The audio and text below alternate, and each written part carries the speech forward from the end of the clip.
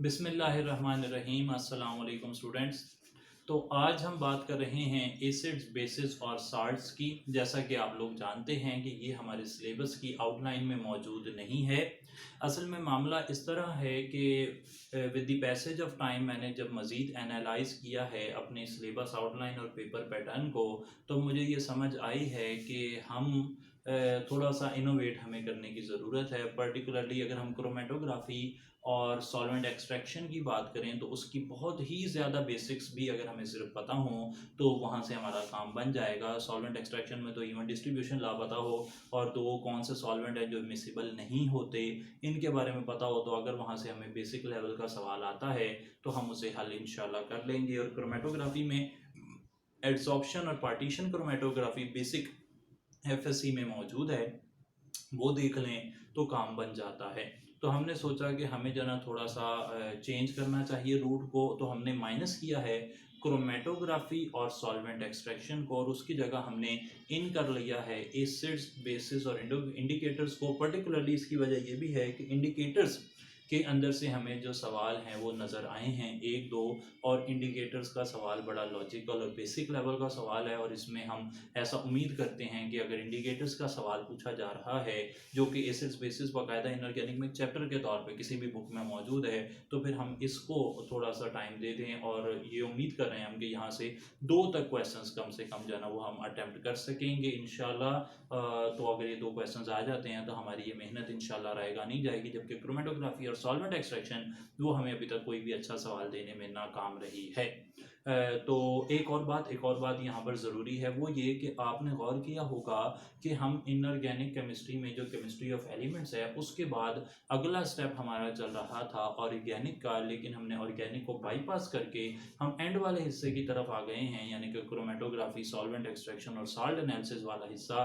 तो उसमें से आज हमने एसिड्स, बेसिस और इंडिकेटर्स को डाला है। इसकी वजह यह है कि ये इनऑर्गेनिक के अंदर ही आ रहा है, और दूसरी वजह यह है कि आपके लिए थोड़ा सा ज़्यादा आउट ऑफ द वे जाकर हमने एक एफ़र्ट की है, बहुत ज़बरदस्त एफ़र्ट है, और वो एफ़र्ट को थोड़ा सा पूरा होने में टाइम लग रहा है। तो उस टाइम को आपका टाइम ज़ाया ना हो, इसके लिए हमने साथ साथ जो है वो छोटे छोटे से लेक्चर्स इनऑर्गेनिक केमिस्ट्री के जो हमारा थोड़ा भला कर सकते हैं, फ़ायदा करेंगे, हमें कुछ सवाल हल करने में मदद देंगे, वो हमने यहाँ पर शामिल किए हैं। तो बहुत ज़बरदस्त एक इसे मैं पर्टिकुलरली फेवर कहूँगा, बहुत ज़बरदस्त फेवर। तो ऐसा फेवर आमतौर पे लोग करते नहीं हैं, लेकिन स्पेशली हमने सिर्फ इसलिए कि आप लोग कुछ अच्छा काम कर लें, नतीजा आपका अच्छा हो जाए और आप कुछ ऐसा सीख कर जाएं जिससे वाकई में आप कहें कि केमिस्ट्री जो है ना वो अब आपके बेसिक्स जो हैं वो अब इतने स्ट्रॉन्ग हैं जितने इससे पहले शायद कभी नहीं थे। जो आपकी यूनिवर्सिटी में होने चाहिए थे वो आपको एक ऑनलाइन सेशन में बातें बताई गई या कॉलेज में बताई जानी चाहिए थी, तो उनसे आप जो है ना हमेशा इंशाल्लाह मैं मानता हूँ कि आप इस बात को याद रखेंगे कि ये बड़ा एक अच्छा काम हुआ। तो अच्छा फेवर है क्या, उसके बारे में अगर बात की जाए तो वो ये है कि जितनी ऑर्गेनिक केमिस्ट्री पेपर में आती है उतनी ऑर्गेनिक केमिस्ट्री या शायद उससे थोड़ी ज़्यादा अल्लाह के फजल से वो मुझे आती ही है। लेकिन मैंने स्पेशली एक दोस्त हैं जिन्होंने मास्टर्स मेरे साथ किया और उनके नोट्स पढ़कर ही हमने मास्टर्स किया ऑर्गेनिक के अंदर। जो ऑर्गेनिक का हिस्सा था सारा उससे हल किया, और फिर बाद में वो 2015 में 2015 में मेरे साथ ही लेक्चरर सेलेक्ट हुए, और 2017 में हम दोनों ने एपी का टेस्ट क्लियर किया, लेकिन उनका एक्सपीरियंस पूरा होने की वजह से वो डायरेक्ट एपी भी सिलेक्ट हो गए। मैं फ़िलहाल लेक्चरर ही रहा। तो उनकी ऑर्गेनिक रही सारी ज़िंदगी, मास्टर्स भी उन्होंने किया, एमफिल भी किया। तो उनसे स्पेशल मैंने रिक्वेस्ट की कि वो ऑर्गेनिक पढ़ा दें, और ऑर्गेनिक पढ़ाने के लिए हमने उनसे तकरीबन कोई 6 के करीब लेक्चर्स ख़ास तौर पे रिक्वेस्ट करके बनवाए हैं। और उन लेक्चर्स में जो इन्फॉर्मेशन मौजूद है मैं आपको गारंटी से कहता हूँ कि इससे अच्छी ऑर्गेनिक आपने और इससे ज़्यादा ट्रिक्स की शक्ल में ऑर्गेनिक आपने नहीं देखी होगी। तो इस काम को करने के पीछे एक और बहुत ज़्यादा मोटिव ये भी था कि ऑर्गेनिक जो है वो क्योंकि कंसेप्चुअल बातें हैं और आम तौर पर ऐसे लोग जिनका मेजर ऑर्गेनिक में नहीं होता वो थोड़ा प्रॉब्लम में रहते हैं, तो वो प्रॉब्लम सॉल्व करने के लिए हम उनका ही सहारा लें जिनसे मैंने खुद पढ़ा हुआ है। तो मैं उनसे इंशाल्लाह जैसे ही वो लेक्चर्स बना रहे हैं, जैसे ही उनका लेक्चर्स थोड़े से 4 5 6 तक बन जाएंगे तो फिर वो लेक्चर्स हम शुरू करेंगे। उससे पहले हम इनऑर्गेनिक को टच कर रहे हैं। आज इस टाइम छोटा सा टॉपिक रखा है एसिड्स बेसिस और इंडिकेटर्स का, थोड़ी बात हम साल्ट एनालिसिस वगैरह की कर लेंगे। फिर बायोकेमिस्ट्री का एक लेक्चर स्पेशली हमने assistant professor biology vice principal हैं तनवीर खालिद साहब मेरे कॉलेज में, उनसे रिक्वेस्ट की है, वो बायोकेमिस्ट्री का एक बहुत कॉम्प्रिहेंसिव लेक्चर बना कर देंगे हमें। और उसके बाद न्यूक्लियर केमिस्ट्री है और इंडस्ट्रीज़ हैं। इसके साथ ही हमारा सिलेबस होगा मुकम्मल और फिर टेस्ट सेशन में कुछ टेस्ट हमने रखे हुए हैं।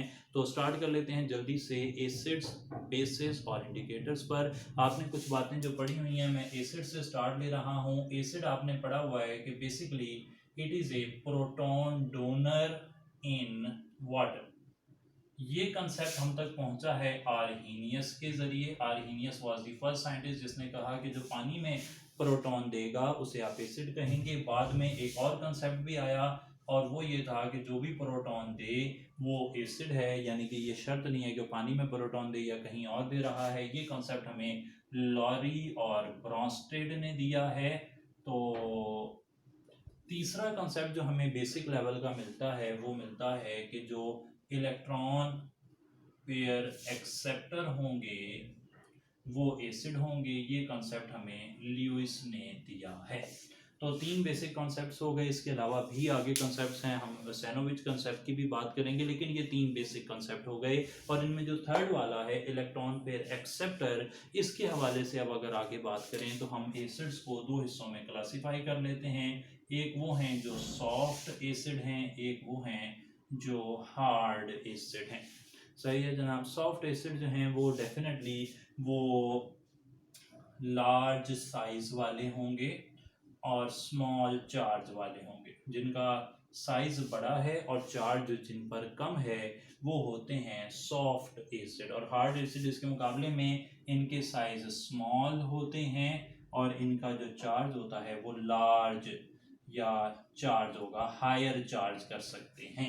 सही है जनाब। तो यहाँ पर लार्ज साइज वाले डेफिनेटली हम बात करेंगे जो हायर मेंबर्स हैं किसी ग्रुप के, लाइक आप बात करेंगे सेकंड ग्रुप में नीचे की तरफ बेरियम की बात कर लेंगे, या आप सिल्वर की बात कर लेंगे, गोल्ड की बात कर लेंगे। तो ये सारे के सारे इस तरफ आ जाएंगे। सॉफ्ट एसिड्स वगैरह में सिल्वर जैसी मिसालें हैं, गोल्ड जैसी मिसालें हैं, मरकरी जैसी मिसालें हैं। जबकि स्मॉल साइज वालों में आप बात कर लेंगे लिथियम की बात कर लेंगे, आप बेरिलियम की बात कर लेंगे। इस तरह की चीज़ें इस तरफ आ जाएंगी। अच्छा, ये तो हो गई एसिड्स की बात। अच्छा, अब एसिड्स के बाद अगर दूसरी बात की जाए तो वो आती है बेस की।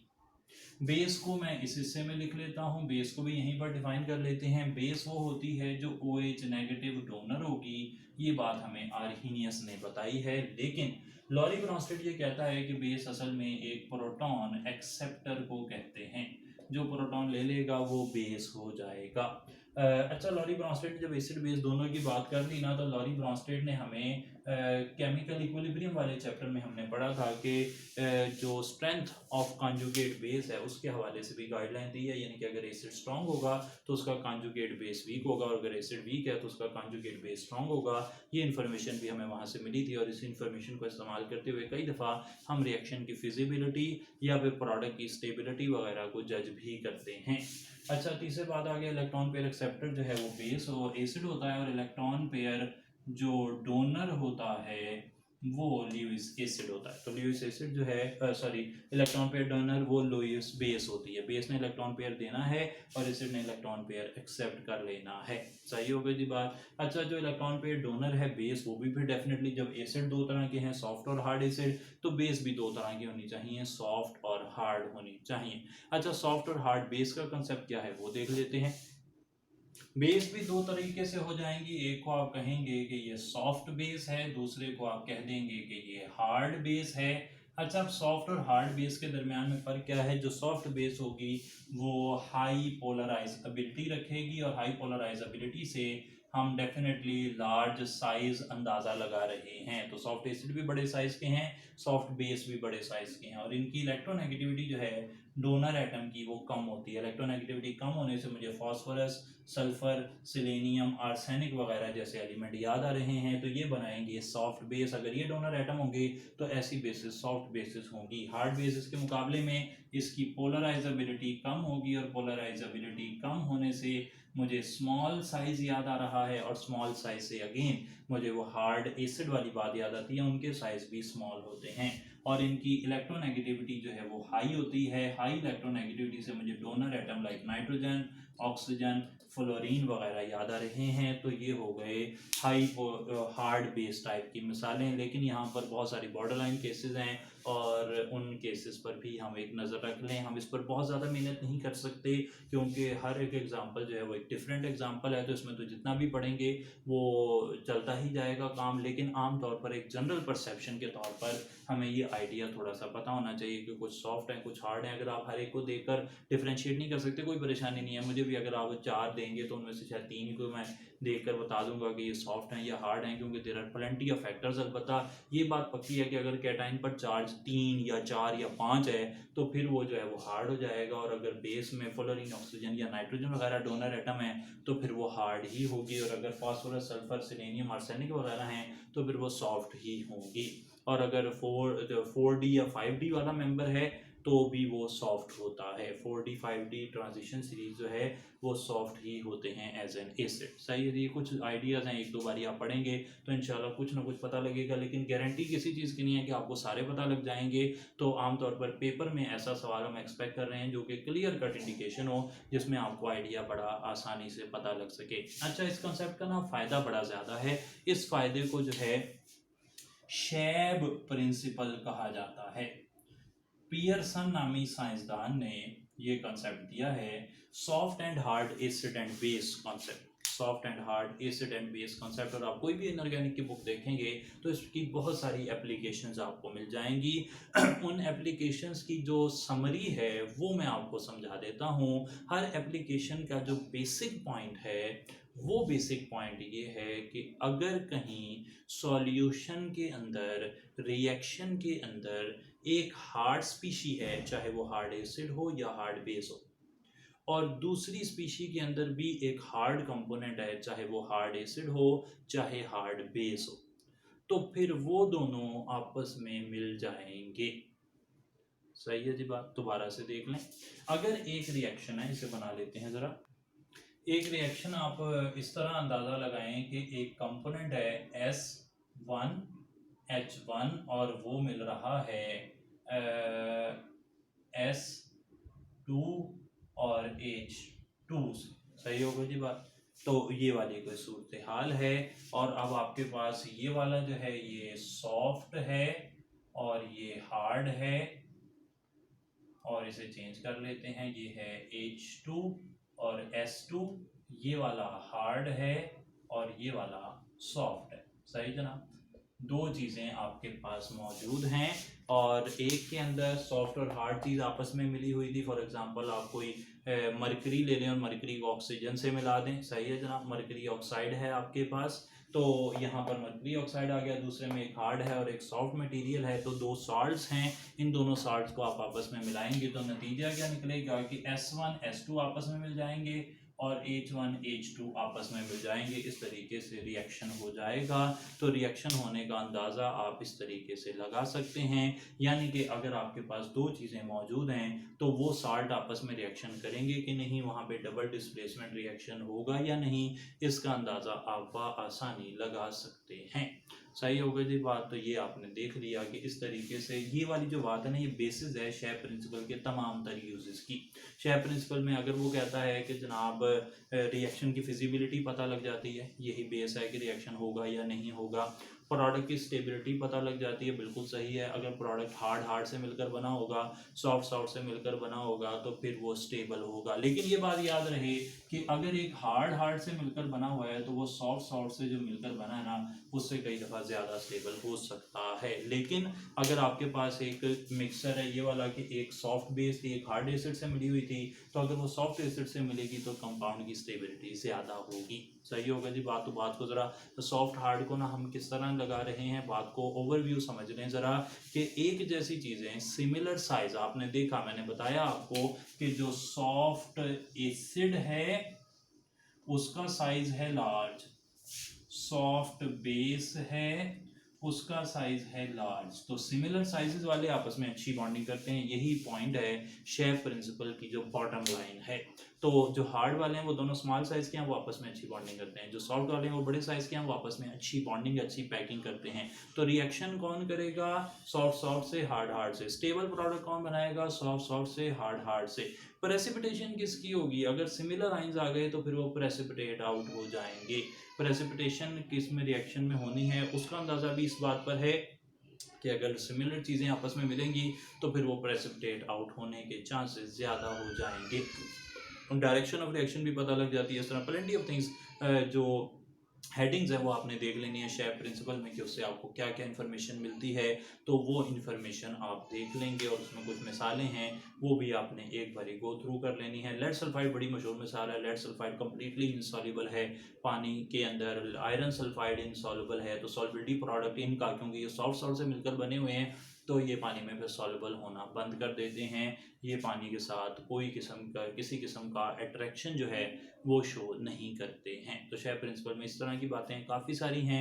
ओवरव्यू तक जाना है, बहुत ज़्यादा डीप नहीं जाना, क्योंकि शेफ प्रिंसिपल से हम एट मोस्ट एक्सपेक्ट कर रहे हैं 2 क्वेश्चन आ सकते हैं, लेकिन मोस्ट प्रोबेबली एक क्वेश्चन आएगा, और वो क्वेश्चन जो है वो डेफिनेटली बड़ा सुपरफिशियल लेवल का होने वाला है। यानी कि शेफ प्रिंसिपल के मुताबिक वो जो हार्ड एसिड है उसकी क्या प्रॉपर्टी है, या सॉफ्ट एसिड जो है उसकी क्या प्रॉपर्टी है, इस तरह का सवाल हम यहाँ से एक्सपेक्ट करते हैं। तो उसका आइडिया मैंने आपको क्लियर दे दिया है। अगर कोई डाउट हो तो आपने फिर से एक बारी पता कर लेना है, पूछ लेना है हमारे से।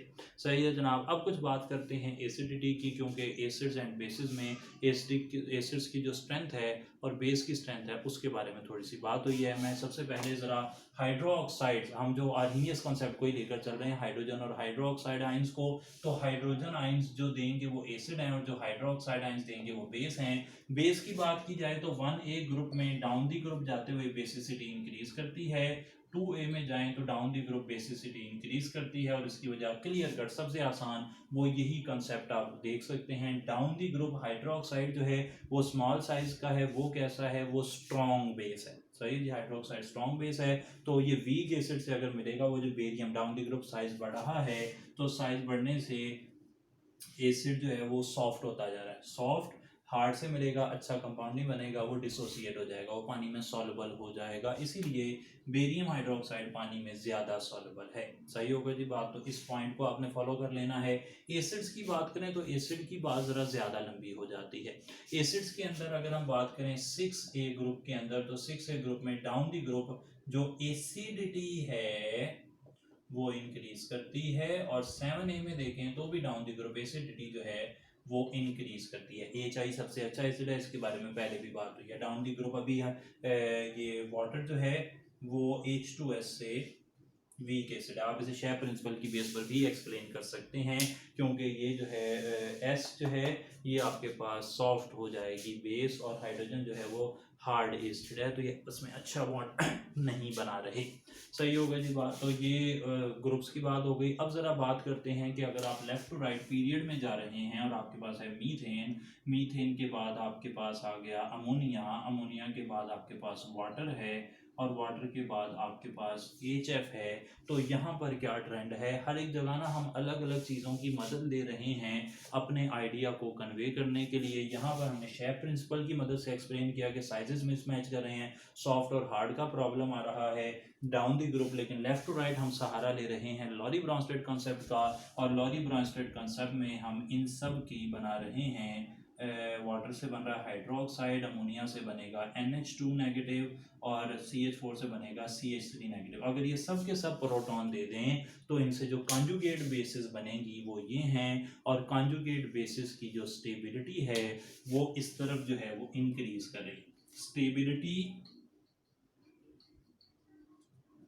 Of conjugate base, conjugate base की स्टेबिलिटी इस तरह बढ़ी है। ये क्यों बढ़ती है ये बात जरा याद रख लें। हमेशा जो ज्यादा इलेक्ट्रोनेगेटिव एटम होता है ना उस पर अगर नेगेटिव चार्ज आए तो वो स्टेबल होता है रिलेटिवली, लेकिन अगर लेस इलेक्ट्रोनेगेटिव एटम पर नेगेटिव चार्ज आएगा तो वो स्टेबल नहीं होगा। तो ये सबसे लीस्ट स्टेबल कॉन्जुगेट बेस है, और ये वाली उससे ज़्यादा उससे ज़्यादा उससे ज़्यादा। तो अच्छा, अब जो आपके पास स्टेबिलिटी है वो कॉन्जुगेट बेस की यहाँ पर कम हो रही है, तो अब यहाँ पर जो एसिडिक स्ट्रेंथ है वो इस तरफ बढ़ती जाएगी। सही है जनाब, ये सबसे अच्छा एसिड जो है वो होगा। क्यों? क्योंकि इसका कॉन्जुगेट बेस जो है वो स्टेबल है। सही है जनाब, सबसे अच्छा एसिड है HF, क्योंकि इसका कॉन्जुगेट बेस स्टेबल है। ये बात उम्मीद है कि आप अंडरस्टैंड कर रहे होंगे। सही है जनाब, एसिड वो अच्छा है जिसका कॉन्जुगेट बेस स्टेबल है। एसिड वो अच्छा है जिसका कॉन्जुगेट बेस स्टेबल, एसिड वो वीक जिसकी कॉन्जुगेट बेस अनस्टेबल होती है। इस बात को अच्छे तरीके से Ka inversely proportional to Kb के रेफरेंस से आपने देख लेना है। बहुत ही ज़बरदस्त इन्फॉर्मेशन आप तक हमने पहुंचाई है, मजीद अच्छी इन्फॉर्मेशन जानते हैं। ऑक्सी एसिड्स की बात कर रहे हैं। ऑक्सी एसिड्स में हम मिसाल ले रहे हैं HClO, HClO2, HClO3, HClO4 की हम मिसाल ले रहे हैं। H2SO3, H2SO4 की हम मिसाल ले रहे हैं। HNO2, HNO3 की। तो बताने का मकसद ये है कि हम मिसालें ले रहे हैं एक ही एलिमेंट के मुख्तलिफ ऑक्सी एसिड्स की जिनमें उनका ऑक्सीडेशन स्टेट चेंज हो रहा हो। तो बताता ये है कि जिसमें एटम का ऑक्सीडेशन स्टेट ज़्यादा होगा वो बेटर एसिड होगा। सही है जनाब, ये मामला आपने देख लेना है। जिसमें जो ऑक्सीडेशन नंबर ज़्यादा है वो बेटर एसिड होगा। ये बात आपने ध्यान में रख लेनी है। वैसे वो 4 रूल बताता है। वो कहता है कि इलेक्ट्रोनेगेटिविटी भी असर डालती है, साइज ऑफ सेंट्रल एटम भी असर डालता है, वो असर डालते हैं number of oxygen atoms attached और stability, resonance stability of the product. लेकिन कुल मिला के नतीजा ये है कि जिसमें oxidation number of central atom ज़्यादा होगा वो अच्छा एसिड होगा। लेकिन यहाँ पर एक प्रॉब्लम है कि जो फास्फोरिक एसिड है उसके साथ ऐसा नहीं है। फास्फोरिक एसिड के लिए ट्रेंड एज एन एक्सेप्शन आप याद कर लेंगे। GD टूली की जो BSc की बुक है उसमें इसका रीज़न समझाया भी गया है, लेकिन हमें फिलहाल रीज़न की ज़रूरत नहीं है। ये इन्फॉर्मेशन हमारे लिए काफ़ी हो जाएगी। एक और बात, अगर एक ही ग्रुप के मेंबर एक ही ऑक्सीडेशन स्टेट में एसिड बनाएं तो फिर क्या होगा। लाइक HNO3 है आपके पास और H3PO4 है और H3ASO4 है, फास्फोरस आर्सेनिक, इन सब में जो है ना सेंट्रल एटम +5 है, तो ऊपर वाले की एसिडिटी ज़्यादा हो जाएगी। जिसमें ज़्यादा इलेक्ट्रोनेगेटिव एटम है उसकी एसिडिटी ज़्यादा हो जाएगी। तो मैंने ये बता दिया कि एक ही एटम हो तो उस एटम की ऑक्सीडेशन नंबर ज़्यादा होगी तो फिर एसिडिटी बढ़ेगी। दूसरा मैंने बता दिया कि अगर आपके पास एक ग्रुप के अंदर मेंबर हों और उनके ऑक्सीडेशन नंबर जो हैं वो एक जैसे हों और सारे एक जैसे ऑक्सीडेशन नंबर के साथ कंपाउंड बना रहे हैं तो जो ऊपर वाला है उसका एसिड अच्छा होगा। तीसरी बात वो ये कहता है कि अगर डिफरेंट एटम हो डिफरेंट ऑक्सीडेशन स्टेट में उनका कंपैरिजन क्या है वो हमारे लिए फ़िलहाल इतना ज़्यादा रेलेवेंट नहीं है।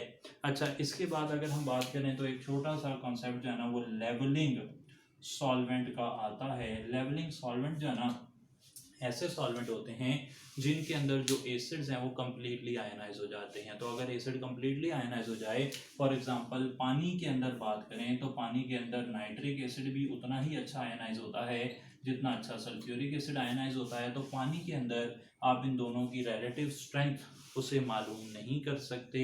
पानी क्या करता है, पानी इजीली दोनों को जो है वो प्रोटोनेशन डीप्रोटोनेट कर देता है, उनमें से प्रोटॉन ले लेता है। ये दोनों ही 100% आयनाइज हो जाते हैं। तो आपको नहीं पता कि इन दोनों की रिलेटिव स्ट्रेंथ क्या है। रिलेटिव स्ट्रेंथ मालूम करने के लिए एक सॉल्वेंट इस्तेमाल होता है जिसे कहते हैं डिफरेंशिएटिंग सॉल्वेंट। डिफरेंशिएटिंग सॉल्वेंट जो है ना वो ऐसा सॉल्वेंट होता है जिसके अंदर partial ionization depending upon the stability of the base, असल में वो जो है वो आयनाइजेशन होती है, ना कि सारे आयनाइज हो जाते हैं irrespective of the nature of the conjugate base. तो डिफरेंशिएटिंग सॉल्वेंट में एसिटिक एसिड की मिसाल दी गई है कि एसिटिक एसिड जो है वो mineral acids like nitric acid, sulphuric acids वगैरह के लिए ये एक डिफरेंशिएटिंग सॉल्वेंट का काम करता है। पानी कैसा काम करता है जी? लेवलिंग सॉल्वेंट का काम करता है। यहाँ पर अगेन इस टॉपिक में बहुत ज़्यादा डिटेल में गहराई में बात हो सकती है, लेकिन आप पानी को एज ए लेवलिंग सॉल्वेंट मानेंगे फॉर एसिड्स, और एसिटिक एसिड को आप एक डिफरेंशिएटिंग सॉल्वेंट मान लेंगे फॉर एसिड्स। सही होगा जी बात? ये बात आपने ध्यान में रख लेनी है। अच्छा, ये सारा हिस्सा मुकम्मल करने के बाद अब हम चलते हैं इंडिकेटर्स और इंडिकेटर की थ्योरीज पर। जी, तो अब हम आ गए हैं इंडिकेटर्स पर। हमने बहुत ज़्यादा बोर्ड को भर लिया है मुख्तलिफ़ किस्म के इंडिकेटर्स से। ये इंडिकेटर्स, इनकी डिटेल आपको मिल सकती है बीएससी की प्रैक्टिकल कॉपी के अंदर। इनऑर्गेनिक की प्रैक्टिकल कॉपी अगेन हम यूज़ करते हैं आरिफ सन्स की, जुल्फ़िकार अली खोकर साहब की लिखी हुई बुक, लेकिन आप किसी भी बुक को कंसल्ट कर सकते हैं, इंटरनेट से भी सर्च कर सकते हैं। लेकिन हमने यहाँ पर ये किया है कि हमने जितने पॉसिबल इंडिकेटर हैं मेन वो सारे यहाँ पर लिख दिए हैं। सही है जनाब? तो सबसे पहले अगर हम बात करें, रिडॉक्स टाइट्रेशंस होती हैं। रिडॉक्स टाइट्रेशंस के अंदर आप अगर फेरस सल्फेट को इस्तेमाल करें अगेंस्ट पोटाशियम डाइक्रोमेट, तो पोटाशियम डाइक्रोमेट के साथ प्रॉब्लम ये है कि इसका जो पोटाशियम डाइक्रोमेट के अंदर आप कोई केमिकल डालते हैं, पर्टिकुलरली अगर आप पोटाशियम फेरिसाइनाइड डालते हैं, तो वहाँ पर एक कम्प्लेक्स बन जाता है जिसका एंड पॉइंट इतना अच्छा नहीं होता। तो इसलिए आप एक एक्सटर्नल इंडिकेटर के तौर पे पोटाशियम फेरिसाइनाइड इस्तेमाल करते हैं। फेरिसाइनाइड में आयरन +3 होता है, फेरोसाइनाइड में आयरन +2 होता है।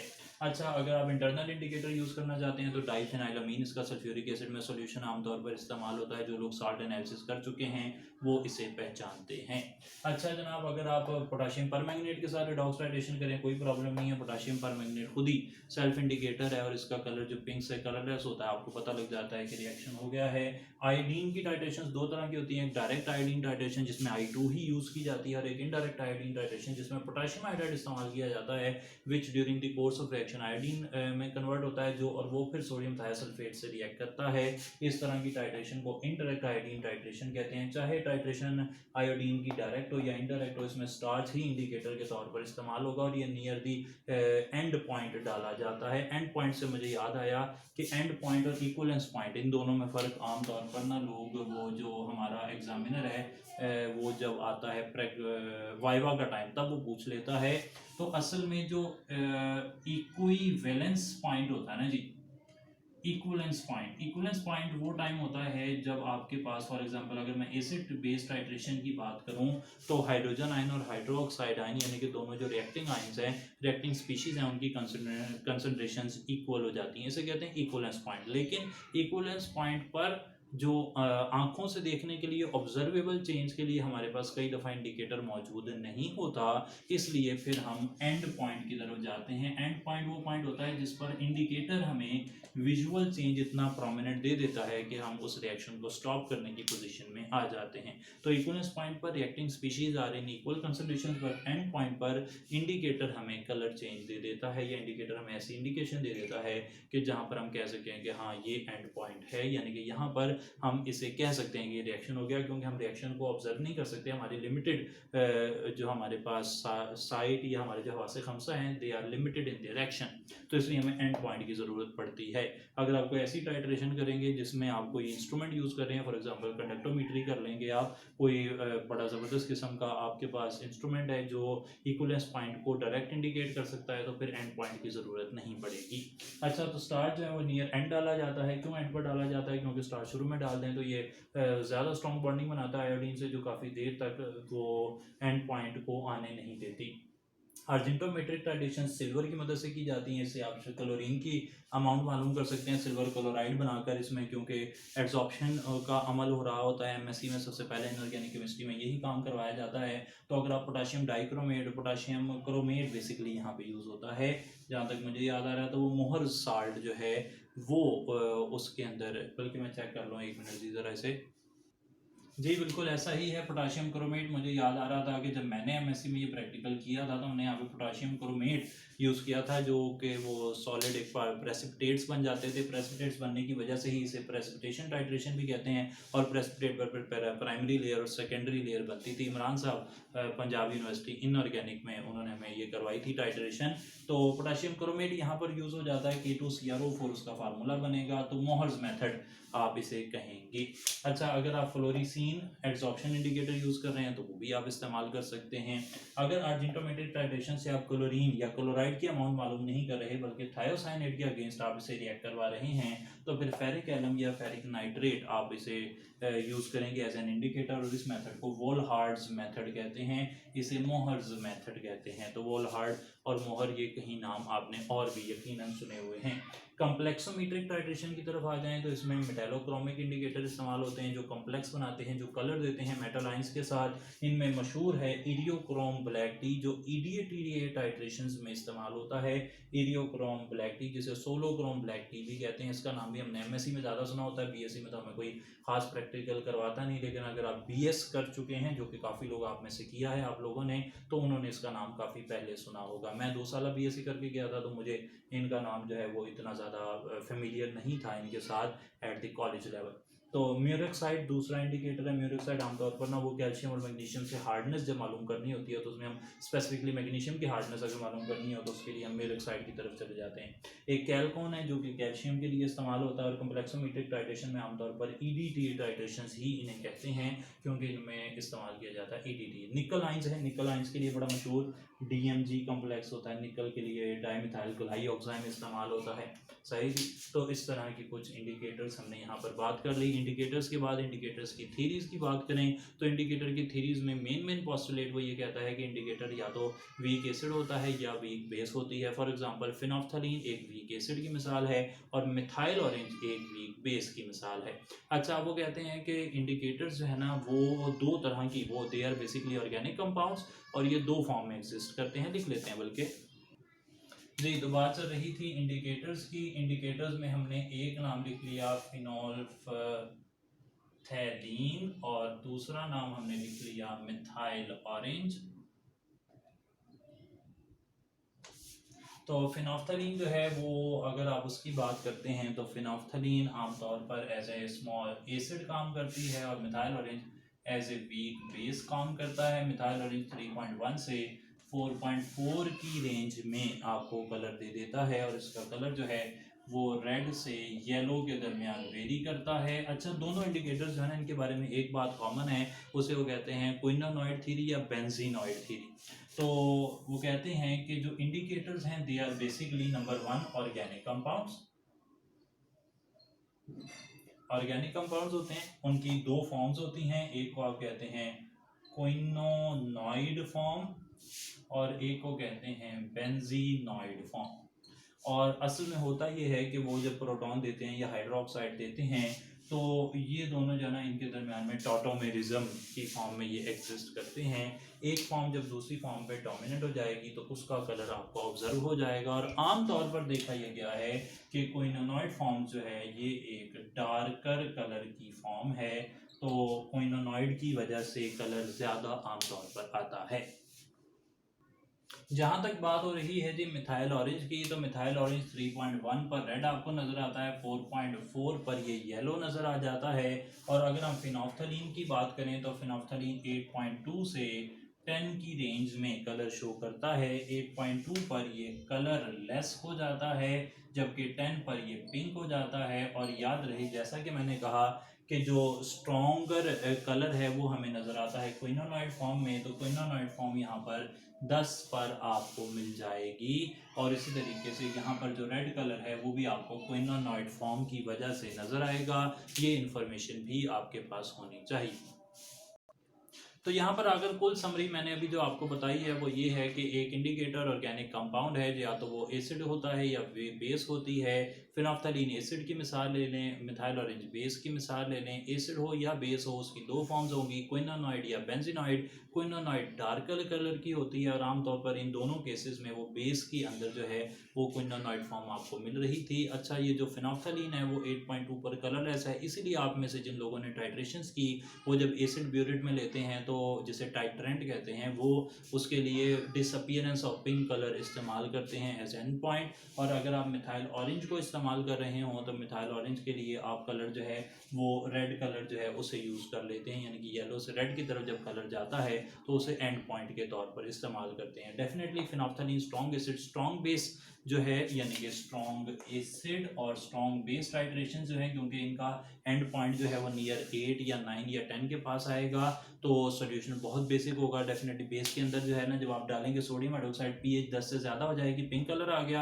अब आप उसमें एसिड डालेंगे तो जब वो कलरलेस होगा आपको पता लग जाएगा कि ये एंड पॉइंट है। लेकिन अगर आपके पास वीक बेस और स्ट्रॉन्ग एसिड हो तो फिर आप जो methyl orange as an indicator इस्तेमाल कर लेते हैं, क्योंकि वीक बेस का अपना सोल्यूशन जो है उसकी पीएच वो हो सकता है कि वो 9 आ रही हो, तो फिर आपको उसका एंड पॉइंट लाने के लिए जो है वो स्ट्रॉन्ग एसिड चाहिए होता है, ताकि वो स्ट्रॉन्ग एसिड जिस रेंज में कलर चेंज करता है उस रेंज में आपको जो है वो कलर बड़ा शार्प एंड पॉइंट मिल जाए।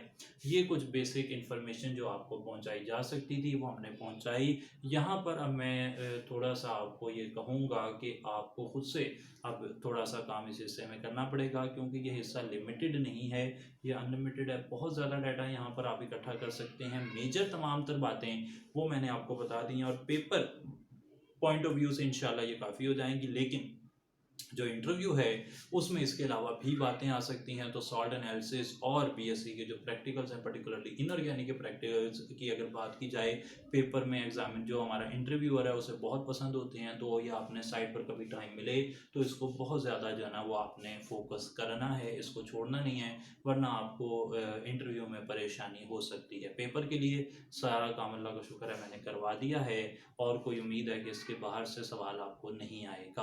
अब हम आगे चलेंगे, नेक्स्ट टाइम इंशाल्लाह हम काम करेंगे कि हम थोड़ा सा साल्ट एनालिसिस को देख लें। बेसिक वो भी ब्रीफ लेक्चर है, तो वो करने के बाद फिर हम जब नेक्स्ट वीक में आएंगे तो फिर हमारे बहुत ही ज़्यादा comprehensive lectures of organic chemistry और बायोकेमिस्ट्री उनका स्टार्ट इंशाल्लाह लेंगे। थैंक यू सो मच जी, अस्सलाम वालेकुम।